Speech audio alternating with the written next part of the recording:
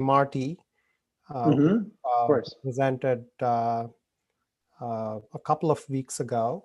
And then we had Professor Julia Fanti, who also presented last in the summer. So both were very well received. And I think Gautier is in the audience today. So Yep. hello, Gautier. Virtual hello again. So I would love to kind of hear your thoughts on the whole notion. So yeah, hello, Gautier. Okay, perfect. So I think we are live. So thanks so much, Stephen, for helping us out this day. And I love the Louis Armstrong picture you have in the background. And also Miles Davis. Oh, it's Miles Davis. Sorry. Okay, maybe. Yes. Okay, so now I see it. Sorry. Now it's proper. Cool.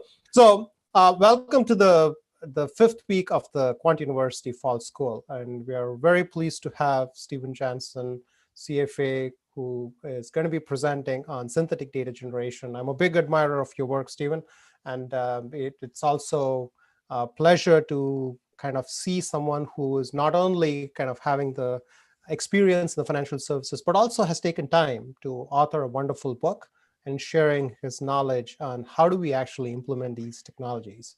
And as we mentioned before, synthetic data generation is something which has taken the industry by, there's a lot of intrigue about like what synthetic data generation is and how do we actually implement these technologies. And with generative adversarial networks and VAEs and deep learning and a lot of different methodologies, the traditional statistical methodologies of forecasting has been,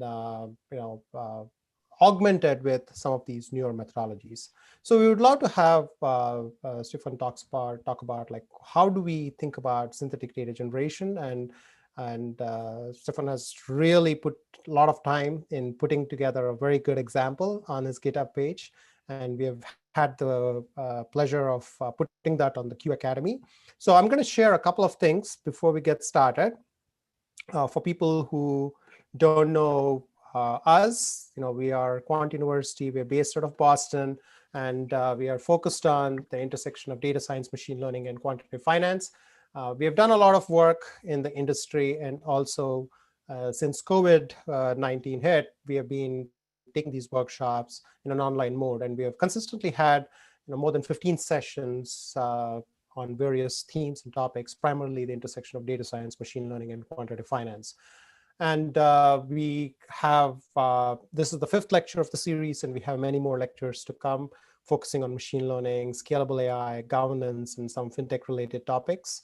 And we are also now gearing up for the winter school, and we are offering many courses. One is a data science course, machine learning course, a model risk management course, synthetic data generation and stress testing course, fintech bootcamp, anomaly detection. So if these are topics of interest and you're planning to augment your knowledge, please do consider applying to the qwinterschool.splashthat.com, and we will share more details as it becomes available. So without further ado, I'd like to introduce the speaker of today. Stefan Jansen is the author of the book, Machine Learning for Algorithmic Trading.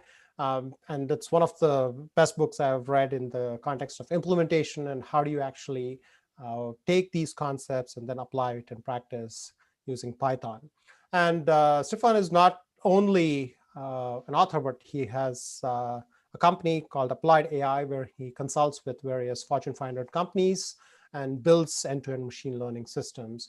He has a lot of experience working at fintechs, large banks, including the World Bank, and has a rigorous background. He's got a computer science background and also economics background, and he's also a CFA charter holder. So it's an absolute pleasure to have you present at our fall school here, Stefan. And I'm going to stop presenting and make you the presenter, and you can share your screen now.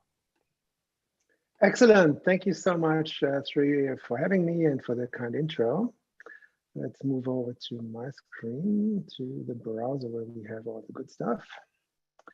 Thank you, everybody, for joining. So you should now be able to see my browser with also the presentation up. If you can, just please let me know in the chat.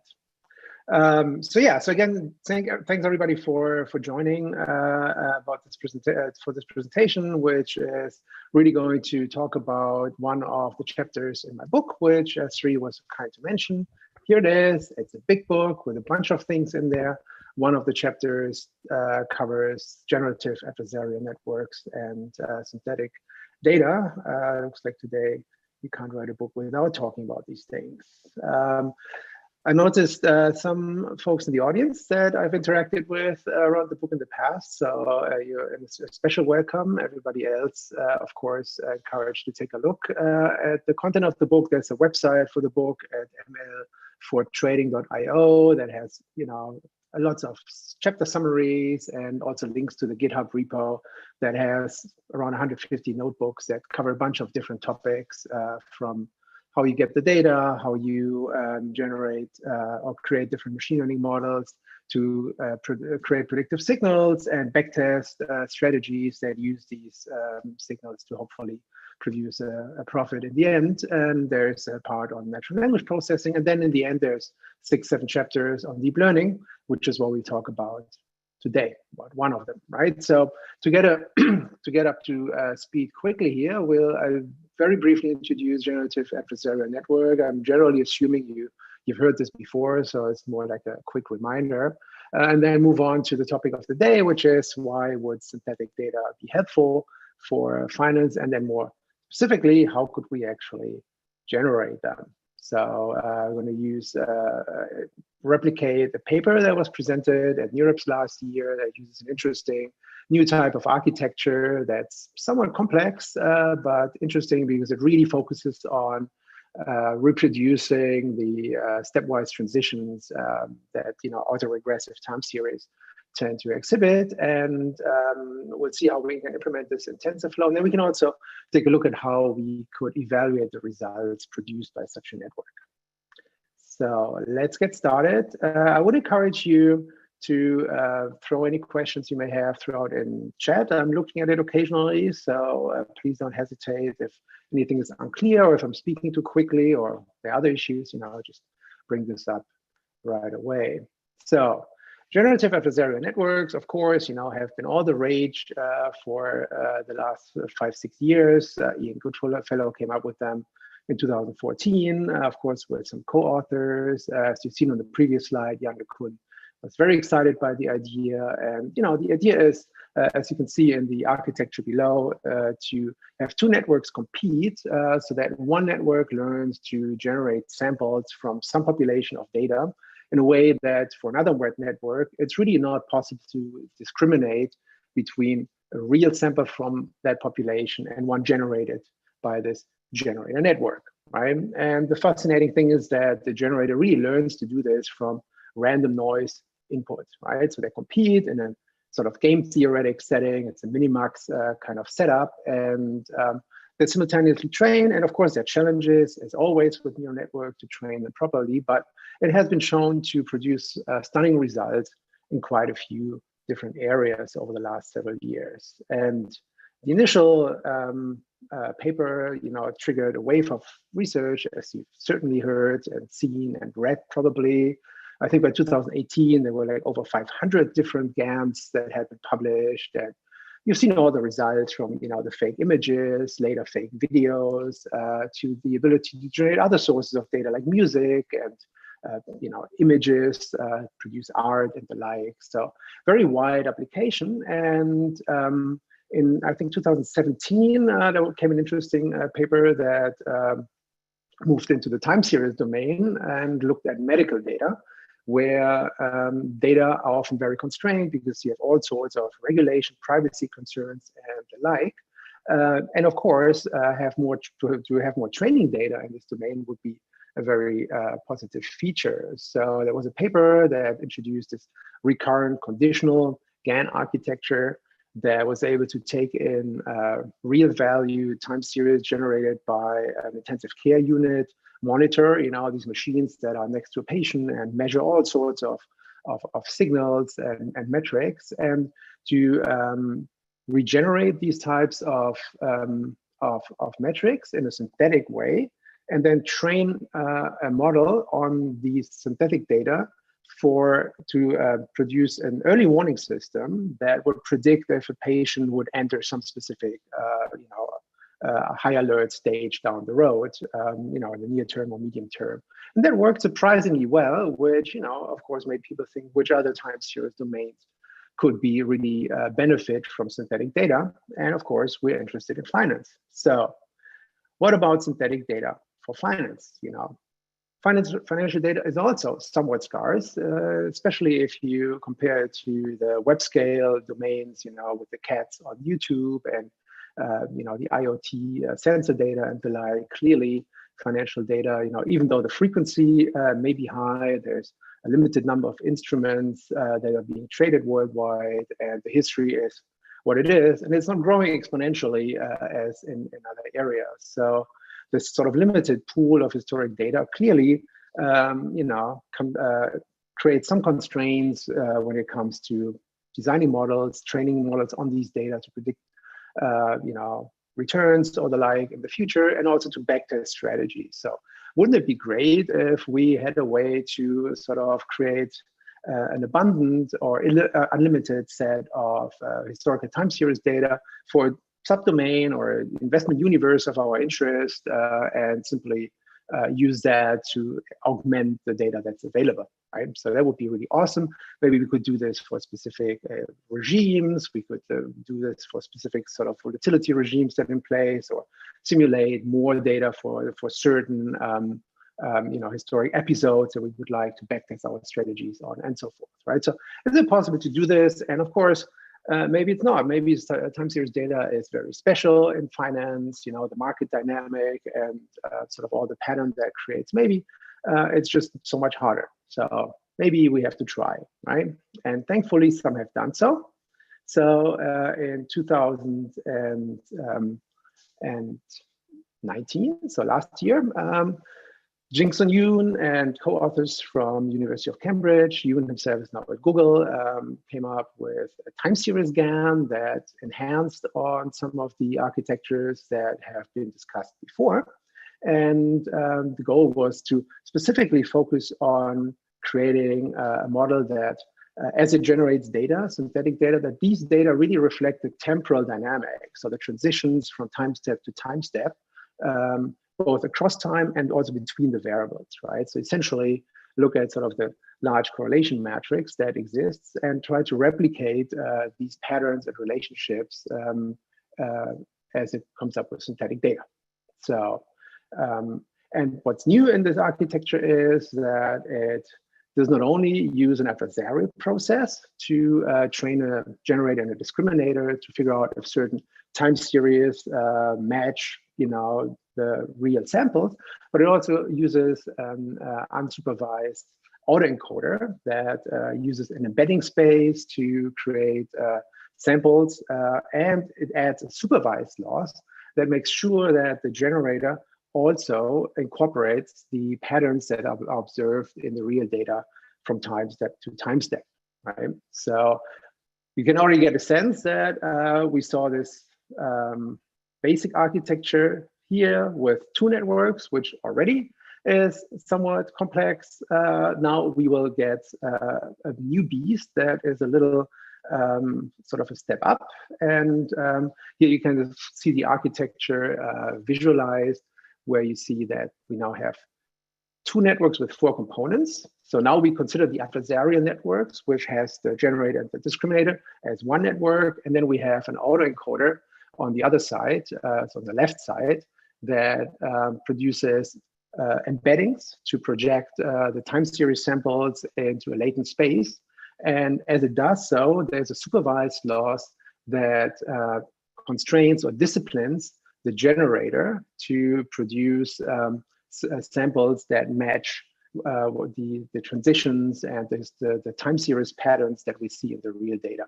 So the logic there is that it may not be enough to simply generate time series and then compare the overall loss between the different time series, but to actually also make sure that at each and every step we kind of follow the ups and downs and the sequences that we see in real data.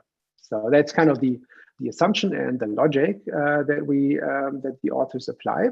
And thankfully, they made available some sample code in TensorFlow 1.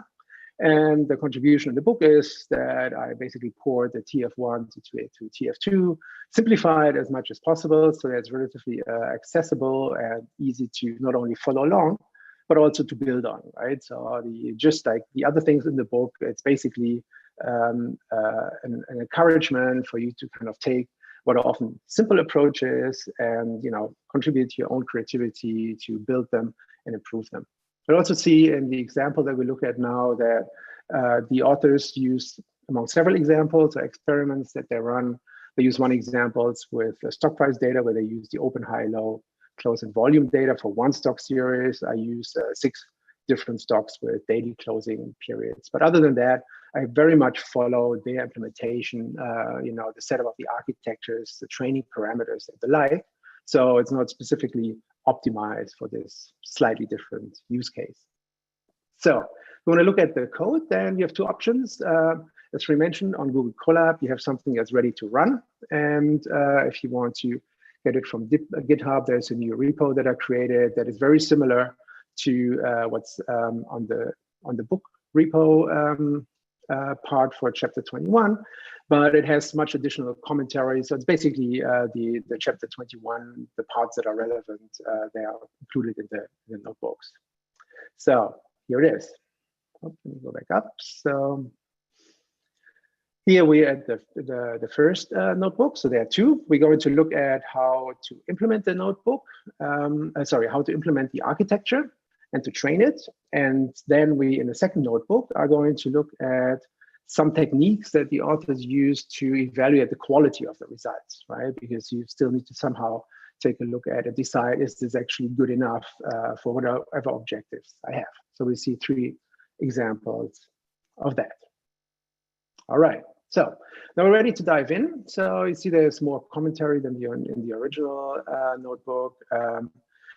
Links to the original code, the paper, and the like. I really encourage you to read the paper if you're really interested in the subject matter. I'm skipping over all the mathematical notations. You'll notice down low that there are several variables with somewhat funky names, and all these names are, taken or to follow the notation that the authors use in the paper, right? So you can compare the equations and the logic, how the authors derive their approach and get from the initial assumptions to their training and loss functions so that you can kind of follow along. So after the intro and loading the data and setting the path, right, we're going to start designing. First, we're going to get the data, and then we're going to design the architecture, right? So to repeat, because it's important, the goal of TimeGAN is to really ensure that we generate time series that not only look the same sort of high level, but that also on a time step by time step basis exhibit dynamics that we find in real data. And we do this by using supervised learning to basically have an autoregressive process that penalizes the generator if it doesn't really obey what's present in the real series. And that again leads us to these 4 components, with the 2 different networks that I just mentioned. And here you have more text if you want to revisit after that. This explains the different components, right? All revolves around this latent space that is conditioned to proceed according to the temporal dynamic observed in the source data. Now, to make this work, so that the networks actually learn these dynamics and are able to generate realistic data, we need to jointly train them, and we'll do this in 3 phases. So we first need to train the autoencoder, since everything revolves around the representation of the time series that is learned by the autoencoder and used by the generator. And then we're going to train the supervisor, because later in the 3rd phase, where we train sort of everything together, we then use the supervised training of the generator in sort of alternating steps with the traditional GAN training, where the discriminator interacts with the generator, right? So there are 3 phases. The 3rd phase is much longer. If you run this at the 10,000 steps that the sample uses in the original notebook, you'll see that it takes about an hour to run with the GPU. Okay, so high-level setup should be clear now. 2 different networks with 2 components each. things revolve around the latent space in which we project the time series, and we train in 3 phases to get the different pieces sort of up to speed as we need them for the joint training, which is sort of the standard piece. So we need to now do this in TensorFlow too. So there's a few steps we need to follow, which is, of course, get our time series inputs, make some decisions about what kind of sequences do we actually generate, how long should they be, how many time series should they contain, and so forth, and then create the architectural inputs, and then the loss functions to kind of set up the training, then actually run it, and then see what we actually get out of this. Good. So now the data uses, as much in the book, it relies on this Quandl wiki prices data set that has end of day close prices, but also open and so forth, including adjustments. Unfortunately, it ends in 2018 at some point, but nonetheless, it gives us for some stocks quite a bit of history. And to keep it simple, I use 6 different stocks from this data set that had a longer history. There is no specific analysis has gone into why I picked those stocks. You know, having enough data was kind of the main criteria, right? So we have Boeing and Caterpillar and Disney and so forth. So that's kind of the input, right? So we have a long time series, relatively long, with 4,500 observations starting in 2000 and running until the data set was no longer maintained in 2018. So there's a few parameters, right? So the choices I mentioned, how long should the sequence be? So we're going to generate sequences with 24 time steps, and we're going to, you know, follow the pattern of have 6 parallel time series in the sample, and, you know, we need to set the batch size for training. We're going to use 128. These are the original data, right? So we normalize them so that they start at 1, and so you see kind of different, you know, more or less successful stories unfold over time. And you can also see the correlation between them. Some are highly correlated, others are not so much. So there's a bit of diversity in there, right? Be clear, this is a small data set, right? In a real application, you might be interested in using more inputs. Of course, with that would come more training effort, changes to the architecture, and so forth, right? So this is a relatively, not exactly a toy data set, I'd say, because it still covers some 18 years, but for a sort of, you know, an application that aims for production-ready data, you would probably want to scale things up a little bit. We're going to scale the data, so we use the min-max scaler, so it's in the 0-1 range, and then we're going to create rolling window sequences that are all 24 steps long and have an overlap, right? So simply roll this forward by 1 step each time, which gives us some 4,500 or so sequences in total, and we're going to convert those to TensorFlow data sets, so it's easy for the network to utilize them. Now, of course, we need to generate random data, and here we're going to use uniform data that are independent of each other over time, and this is also going to then be available as a TensorFlow data set to the generator, which receives that as one of its inputs.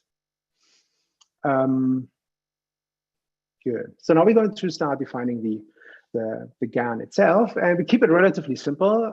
You could, of course, think about the architecture for each of the different networks. In this case, we simply use recurrent neural networks, and in a minute or sooner, define a function that automatically creates these units that consist of gated recurrent units. So we're going to use hidden dimension of 24 units.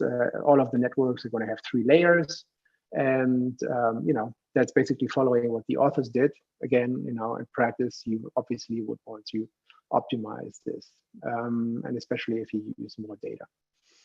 Relatively simple function that produces the standard autoregressive RNN block for each of the different components. The only network that's a little shallower is a supervisor that uses only 2 layers. So they get their, you know, 3 layers of the given hidden unit size, given number of outputs, depending on where they sit in the architecture. So that varies using sigmoid activations here. And then we just generate them, right? So there's an embedder and a recovery. So that's the autoencoder pass with its 2 components on the one side, 3 units each. The embedder, you know, produces projects things into a space with 24 hidden 24 dimensions, and the recovery projects it back or recovers it to the original size. So that's the first part. And the second part is the adversarial network with the generator and the discriminator, and a supervisor that we use to discipline the generator to obey those temporal dynamics. So again, it's using the same make RNN function and creating the networks with specific input and output units we want. The discriminator has only one output because it decides whether the output is true or false, or real or synthetic. Good, then we can proceed to the training steps after we define the requisite loss functions. So we will train this for 10,000 steps, or I think 3 online was a little more gentle on your time commitment and reduced it to 100 steps. So you can see how it works. And of course, if you have more time, you can use more steps. There are a few hyperparameters in the network, like there's a gamma and others that weigh different losses relative to each other. So you can look into the paper what they all are for, because since you have several losses, in some cases you need to combine them. So there are questions on which weight should you give each loss, for instance. You also say they don't find like a huge impact of these hyperparameters and propose some sort of baseline values, which I'm using, but the paper reveals all the details. There are multiple loss functions. They use as inputs the mean squared and binary cross entropy, then with some additional computations. So we define some basic building blocks here that we use. And then we move on to actually define the architecture of these different networks with their various components, right? So the autoencoder has the embedder and the recovery part of it. And here you see it projects this into actually not necessarily a reduced space, which here is also a result of using relatively small data. So use this block of 24 by 6 sort of time series block to project it into a 24 by 24 space. So that's one change here. But you see overall the autoencoder has around 20,000 parameters, and you also see this visualized below. So that's the autoencoder. If you're familiar with autoencoders, this is just a relatively standard setup using RNNs as building blocks.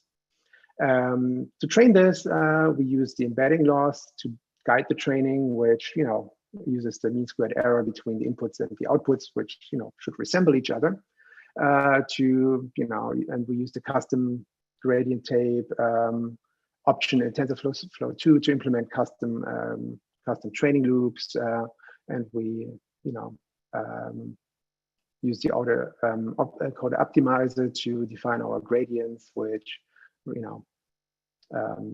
tweak our autoencoder setup to faithfully reproduce the inputs as usual, right? So nothing special here in terms of how an autoencoder is designed. And also the training loop, which here runs relatively quickly, follows a relatively standard autoencoder setup. So this is, if you're familiar again, with autoencoders, nothing very sort of special happening here.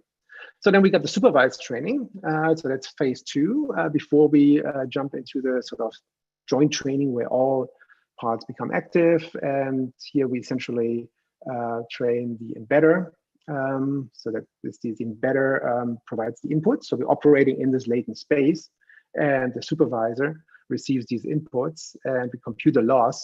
So to ensure that the input or the representation in latent space follows over time the patterns observed in the real data. And we use this to minimize our supervised loss and apply the gradients to the embedder and later to the generator. All right. So this again is to ensure that the gradient representations, the time series representation in latent space, and later in the joint training, the generator obey the time series dynamic. And then, once we have set this up, we follow the training loop, which here is relatively simple in this case, and record the loss. All right, so this is kind of the initial training of our supervisor so that it can be more effective and has already learned some weights as it enters the joint training, which is next. So now things get complicated because now we have multiple loss functions and these various pieces of the architecture interacting. And I'm going to only outline this in a high level. You probably need a little more time than we have today to dive into how all these different pieces hang together, right? So on the one hand, we have a training of the adversarial architecture that is supervised, right? So as I said, the generator is part of the time going to be trained to actually produce synthetic samples that are penalized if they deviate from the temporal dynamics in the real data. So that's what we set up here. And each model has a specific output that then enters the loss function. So here's where you'd have to take out your pen and paper maybe and keep track of the different variables. There's quite a few. So if this is a little much at this point, don't worry. Once you scroll through this and especially read the paper, this will all become a lot clearer, right? So here's one model then, that's our adversarial supervised model. That basically, combines the generator with the supervisor and then the discriminator. And they used iteratively or in alternating fashion in the main training loop. Then we have an adversarial architecture that operates in the latent space.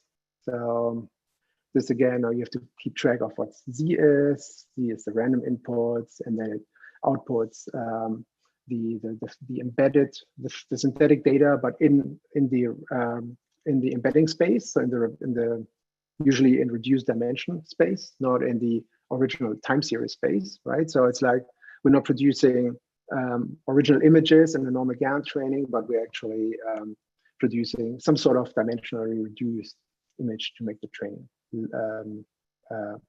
maybe faster, but also to make sure that it follows certain patterns.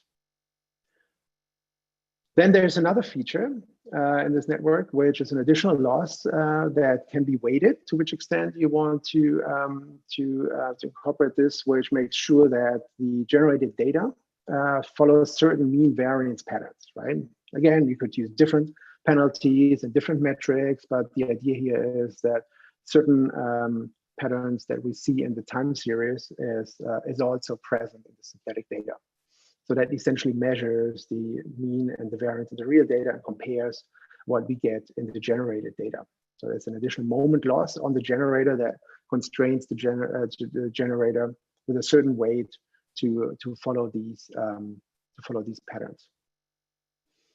And then we have the discriminator. And remember, the discriminator gets, on the one hand, real data, and then it gets synthetic data. And the job is to decide which is which, right? So that's the game it plays against the generator. So the real data architecture simply receives the real time series as inputs, so stock prices. And then there's a synthetic piece where it receives the synthetic inputs from the generator. For all of these, we have different, we have the Atom optimizer, so nothing special. We just need multiple of them because we have different network components that get optimized. And then we have multiple training steps that then executed in sequence as we train the entire network. So there's one step that trains the generator. And then I'm not going to go into detail because it contains all the different components that we just defined. This I recommend take a look at on your own time with a little bit more calm and the paper next to you. The important thing is here that the generator loss down here consists of the unsupervised generator loss on real data and on the embedded data, and it also includes the moment loss. With a weight of 100 at this point. All of these are parameters, of course, that you can optimize. And we use this, of course, to optimize the weights of the generator network. Then there's an embedding train step, and then there's a discriminator train step, and ultimately we run all of this in a big training loop, right? So now we sort of bind all of these things together and actually input the pre-trained pieces that we worked on before, right? So there was the supervised part and the embedding part that were already trained during phase 1 and phase 2. And these now join the other components of the network to actually train the generator and so forth to finally produce, hopefully, good synthetic data. And that takes a little bit of time. So this whole training loop with 10,000 steps on a not very current GPU takes around 50 minutes. Of course, you could optimize that with more recent hardware. So we get the different loss values that are produced over time, and we can track those. And ultimately, after 10,000 steps, we arrive at the great moment that we've been waiting for the last 30 minutes or so, where we see what the generated synthetic data actually look like. So now we're going to produce them, and then we're going to rescale them so we can compare them to the original data. The min-max scaler, of course, allows you to go both ways, and voila. So here's kind of the output that this specific setup gives us. And now it's a little bit in the eye of the beholder to say, well, this is really fantastic. I would not have expected this, or it doesn't really look the same way, right? So I think this is something that's up for debate. Clearly, certain patterns are present. Then maybe they're a little smoother overall, the synthetic data, but the scales roughly match. Of course, the random inputs that the network receives doesn't necessarily align, the real series that have been increasing over time, with the levels of the synthetic data and so forth, But this is kind of what we get. And now the big question is this useful, good enough, or maybe not at all? And that's where we get to the second part, where the authors come up with 3 different ways to evaluate the output. So this point, and I guess we have Q&A, so we'll have some time to maybe go into some of the details or questions. Also, I want to say, since there's a GitHub repo, if you run this stuff by yourself later, have ideas, feel free to just put up a GitHub issue. Happy to respond to any questions or doubts, or maybe you find some bugs in the code. So we can certainly interact after this session as well. So now on to the second part, which is, so how could we sort of make sense or answer the question whether this is good enough? And the authors propose, based on, of course, prior work already, 3 sort of criteria. One is actually the generated data diverse enough, or do we have some sort of mode collapse or other phenomena where we may match certain aspects of the time series, but we completely eliminate or overlook other aspects of the time series, right? And for that, we're going to have a visual, which is really like a t-SNE or a PCA plot of both time series to see, how they compare. So that's number 1. Then, to which extent are they actually, fidelity is the name of the criteria. So to which extent are they actually faithful of the input? And there we're going to train a network to train to discriminate or to classify the time series as real or synthetic, similar to the discriminator that we just used in the training process. And ultimately, and I would argue that that's what we really care about, is could actually the synthetic data be used to train a model that actually predicts real data, right? That's kind of where we started with at the outset, and that's what we're going to try to achieve in the end, right? So it's a predictive score where we train a model on the synthetic data and then test it on the real data. So we're going to recover some inputs, get the data back. So, and then we use, first of all, something relatively straightforward. We just project the data into a 2-dimensional space using PCA and the stochastic neighbor embedding, and voila, that's what we get as results. And again, this is a qualitative output, so you can argue, is this really diverse enough? Is it similar enough? Clearly, there is some resemblance between, the output, the synthetic output, and the real series.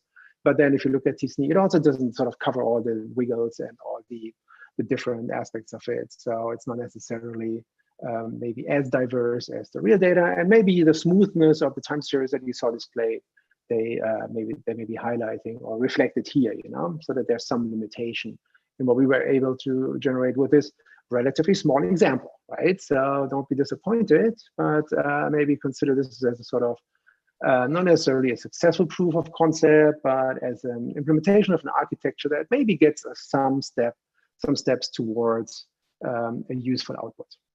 So to get this more quantitative and to get some more harder facts together, how useful this is, we can simply train a model to distinguish between the two data sources, right? And then we can do this on the normal train test set approach. So we're going to create, take a certain piece of the rolling sequences to input, and then leave the remainder as a test set. Excuse me.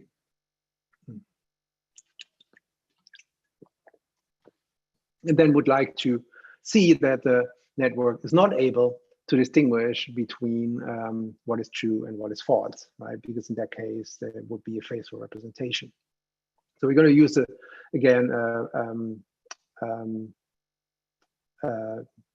recurrent neural network with 6 units, a relatively small unit that network that gets these series as inputs, and then is trained to use either area under the curve or accuracy to distinguish between real and false data. So we train the data and train the network and evaluate the results on the test data, the test label. And we see that if we look at the test set, that there's a classification error of around 56%, which is almost like flipping a coin, which suggests that the model is not really able to distinguish between true and false result, which is a little not necessarily unexpected, because to some extent that was what the adversarial training was supposed to produce. It's a little odd as the AUC is 0.136. Ideally, we would have 0.5, which would be the flipping the coin scenario. So of course, if you predicted the reverse, there would actually be good results. So I think that's something to investigate a little further, which I actually haven't done. So, but this is the setup how you would kind of say, let's see if, if we train the data on both types of series and train it to predict between real and synthetic data, would it actually be able to distinguish between those on the test set? And it doesn't really look like it can. So in terms of a faithful representation, that seems to be meeting the criteria. And now ultimately to what we really care about, which is, so if we take synthetic data as input, would that actually allow us to make useful predictions on real data? So we're going to, again, grab our data, get the real data, and get the synthetic data. So we have equal inputs here. And then we're going to select certain subsets of those, randomly picked as usual. So we're going to have some real training data and the corresponding real label, and then we're going to have real test data and the real test labels. So now we're going to have that for real data and for synthetic data. So both inputs and the corresponding outputs, where the outputs is always the last point in the time series. So the goal is you get the first 23 steps of the time series, and the question then is how well can you predict the outcome, the last point in the time series. Again, we use a relatively small recurrent neural network and use the mean absolute error to kind of figure out how good the network performs. From here on, relatively straightforward real and synthetic training, right? So we want to compare how well does the model perform if we train it on synthetic and then test it on real, or if we train it on real and then test it on real. So, and if we go through the next steps, here we ultimately get to the results. So on the left, you have the result if you train the model on synthetic and then test it on real data. And again, the train and the test set. So test set, of course, is a little higher the error. And on the right, you have what would sort of be the baseline expectation if you actually train on real and then also test on real. And curiously, this on a log scale, the result is a little better, actually. The error is actually a little lower if we train on synthetic data. So important point, though, is you clearly get some benefit out of training on the synthetic data. Right, so that's kind of interesting. You would not necessarily expect that. So this is kind of where we stand with this approach at this point. So there's an interesting new architecture. Maybe let me go back to the presentation because I have some closing remarks here. Right. So what have we done? So we use use a paper not developed by folks at finance, by the lab actually works on I think also medical data or bioinformatics. So the idea was to come up with a model that produces synthetic time series data that pays more attention to the correlation between time series at the same point, but also over time. So that was kind of the goal that the authors set for themselves, and they came up with this architecture that uses this interesting representation learning to come up with well, let's see some. Okay, that uses the interesting embedding space with the supervised sort of penalty, that encourages the networks to follow the timing over time. So then we use an experiment with only 6 stock prices and relatively small series, 24 steps over time and 6 years in parallel, to see how well that performs. Mainly a test, though, how can we create the architecture in TensorFlow 2, and then what do the results show? And I would say this is certainly not perfection, but it is also not something that would suggest this doesn't work. I think there is quite a bit of potential here, because there's of course a lot that you could do to enhance the setup, right? From going bigger to enhancing and maybe creating more specialized architecture. So this was a relatively simple, uniform approach that uses the same setup for all 4 or even 5 different networks components that were part of the training, right? So multiple things that you can do to build on this basic framework, all of which I think justifies pursuing this a little further. And I hope that the material that you have in the GitHub repo encourages you to do so. At this point, with 7 minutes to go, if we're strict with time, I would say maybe we have time for some questions, and I'm also happy to go a little over should there be many questions. Thank you, Stefan. This was an absolute pleasure, and apologies, I probably took a few minutes trying to get this whole streaming thing going. We do have a couple of questions, but there were a couple of questions on how do we access the slides. So I'm just going to walk through. Would you mind transferring the host privileges back to me? So if you click the top 3. Oh, yes, of course. Sorry.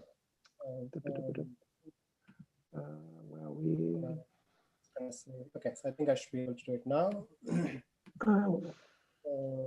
So when you go into, for people who are new to the Q Academy, basically what we have been doing is the last 15 weeks, we have had various lectures, and we're making all of them available for free on the Q Sandbox.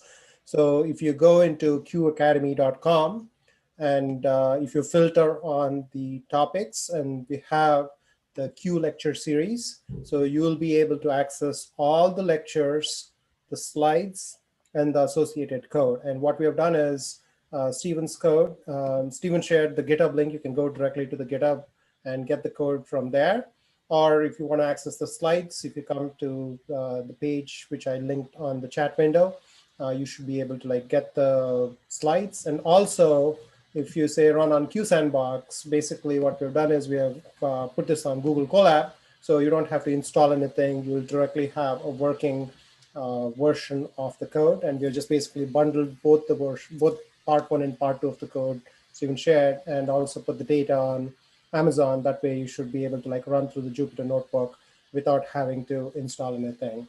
We're just leveraging the Google Colab's free GPU, but in case you're interested in trying it out on your own data with a larger GPU, do let us know, because the Q Sandbox is meant to try out experiments on various aspects, and we'll be able to help you with setting it up so that we can run larger scale experiments.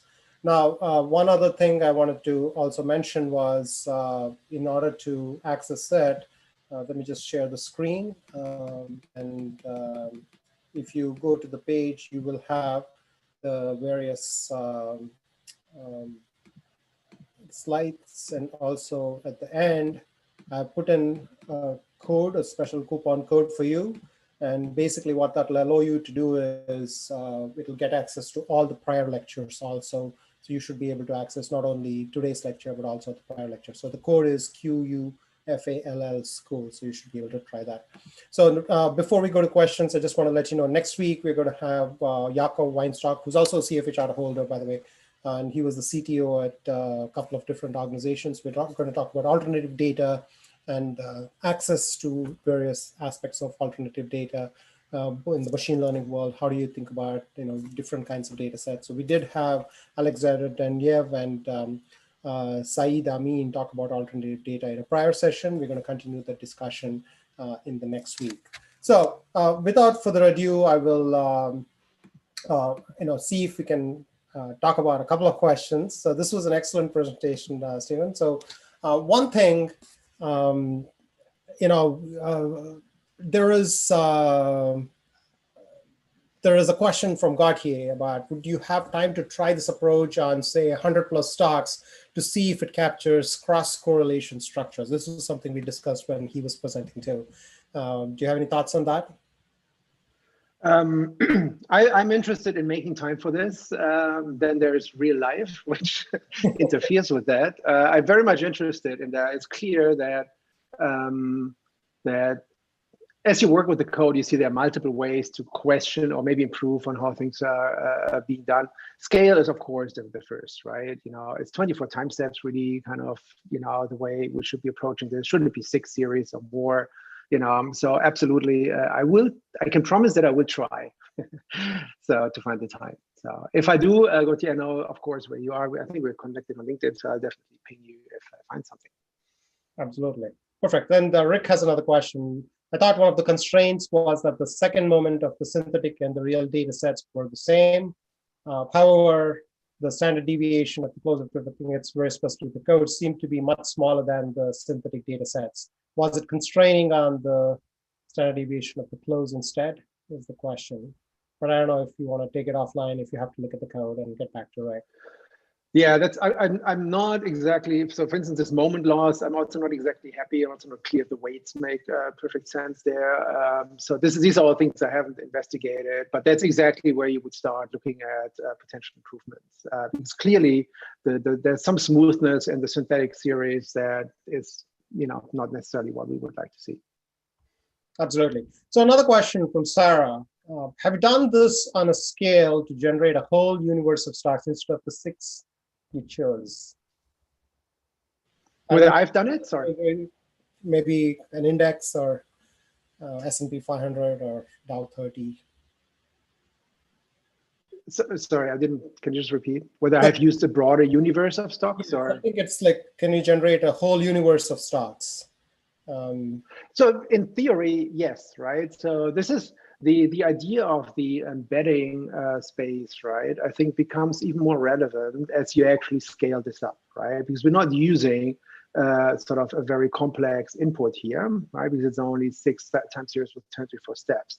The idea of this embedding space is a little bit like the dynamics over time are really only driven by a smaller number of factors. There's actually another topic in the book which talks about this autoencoder paper by Brian Kelly and others from AQR, which also uses dimensionality reduction to identify risk factors in a nonlinear fashion and then does interesting things with those. So clearly, as you scale up the universe of inputs, the embedding space becomes more useful. So the assumption is that you could do precisely that. You could maybe do all commodities, and maybe you could also do others. So there's no limitation necessarily. This is more like a toy example, and you saw that even that takes about an hour to run. So you would have to work on the sort of the implementation aspect as well to make this viable. If you go bigger. Absolutely. Another question is, how does non-stationarity in prices impact generated data?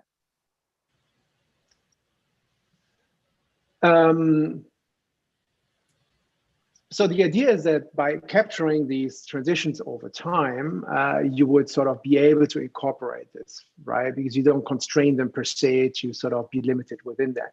That's where the mean and the standard deviation aspect comes in, where I'm not sure whether that's the ideal sort of constraint on what we observe in stock prices, right? So one might be thinking about what distributional measures or other constraints would be a better way to capture these, in this case, clearly non-stationary input. But the idea, of course, to capture these transitions from T1 to T2 and so forth would be, of course, to kind of implement or recover or synthesize these non-stationary aspects at the same time. And it seems that the price data that are produced by the network, they do exhibit such patterns as well. Absolutely. To the extent you can see that with 24 time steps, right? I mean, Yep. So Melissa has a question. Does this process necessarily produce synthetic data series which are smoother than the original training series? If so, how helpful are they for further analysis? I mean, maybe it's a smoothness that's good because it filters out noise, maybe, right? So this you would have to investigate. Clearly, I would think that as an input for further work, we would something that really to regenerate the original series and not some smoothness that somehow is created by the network where we don't know whether that's desirable. So I would argue that scale and some modifications to the architecture may be ways to produce somewhat more realistic series. Now, the goal was to show that with a relatively simple setup, you do actually get quite some steps in those directions. Now, this is not the goal. This is the solution you should go with. We're done with we have solved the problem of synthetic data generation and finance, right? Absolutely, absolutely. I think it kind of relates to the next question too, which is looking at the plots, the synthetic data generation was outperforming the real. Often the problem with MLM trading is that the results are as good as that of the data. Would it be possible that these networks could generate synthetic data that are not exactly compared to that of the real counterparts, but are generated in such a way to help identify parameters of interest in real data during forward testing? That's the question. Can I actually read the question because that was a longer question? Yeah. I'll say that. So often the problem in machine learning in trading is that the results are as good as that of the data. Would it be possible that these networks could generate synthetic data that are not exactly comparable to their real counterparts, but are generated in such a way to help identify parameters of interest in real data during forward testing? So the first part, are there shortcomings in the similarity or the faithful reproduction of the actual patterns over time? I think we've clearly seen that there are limitations, right? Which again, I would say, may very well be due to the limited input scale and other shortcomings of the architecture and the parameters and some of the constraints that it uses, right? So clearly, whether there are benefits of the specific data generated at this point that would sort of facilitate training or identify other aspects, I'm not sure. The goal of the embedding space is to capture sort of the relevant transitional dynamics in a smaller dimension. That has some value that would make it possible to begin with to scale kind of the exercise up to hundreds, thousands, or even more stocks, with also longer time series, right? Because you don't want to backtest a strategy on 24 time steps, right? So the whole, both in the time dimension and sort of the universe, things would have to be substantially bigger to be useful, right? Absolutely, absolutely. Cool. So I think we are at 1:04. Thanks so much, Stefan, for spending your afternoon with us, or in the morning. You probably have one more hour to get to the afternoon. So yeah, it's just noon, exactly. I also want to, call out that if you are interested in experiments like these and other experiments, please do check out Stefan's book. It's algorithmic. So it's a really fat book, the second edition, Machine Learning and Algorithmic Trading, and his GitHub site has all the code associated with it. And on the page I shared with you, you have a link to Stefan's LinkedIn profile too, so please do connect with him if you have any questions. And we will look forward to having you back at the next lecture of the Quant University Fall School next week, talking about alternative data and how APIs are facilitating it. Thanks so much for spending your afternoon with us, and I wish you a wonderful rest of the week. Take care. Bye-bye. Bye, everybody. Thank you.